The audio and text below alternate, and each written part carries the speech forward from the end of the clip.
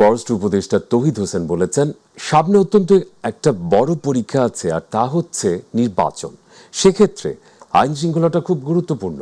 রংপুরে জেলা প্রশাসকের সম্মেলন কক্ষে সরকারি কর্মকর্তাদের সাথে মত বিনিময় সভা শেষে তিনি কথা বলেন। উপদেষ্টা আরও বলেন, অন্তর্বর্তী সরকার আশা করে একটি সুষ্ঠু নির্বাচনের মাধ্যমে একটা সরকার গঠন হবে এবং দায়িত্ব তাদের বুঝিয়ে দিতে পারবে এই সরকার।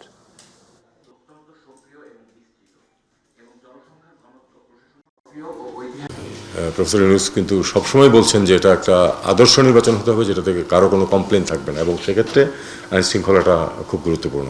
কারণ যেই ক্যান্ডিডেটের হারার সম্ভাবনা, তিনি কিন্তু সবসময় গণ্ডগোল সৃষ্টি করার চেষ্টা করতে পারেন, এটা মনে রাখতে হবে। সেটা মনে রেখেই আমি আশা করি যে যথেষ্ট ব্যবস্থা নেওয়া হবে। এ নিয়ে তো চিফ ইলেকশন কমিশনারও মিটিং করছেন এবং স্ট্র্যাটেজি নির্ধারণ হচ্ছে। হোম মিনিস্ট্রির যে অ্যাডভাইজার আছেন আমার বন্ধু, উনিও পরিকল্পনা করছেন। আমি আশা করি যে আমরা সবাই আশা করি যে একটা সুষ্ঠু নির্বাচনের মাধ্যমে নতুন সরকার গঠিত হবে এবং আমরা আমাদের দায়িত্ব তাদেরকে বুঝিয়ে দিয়ে চলে যেতে পারবো।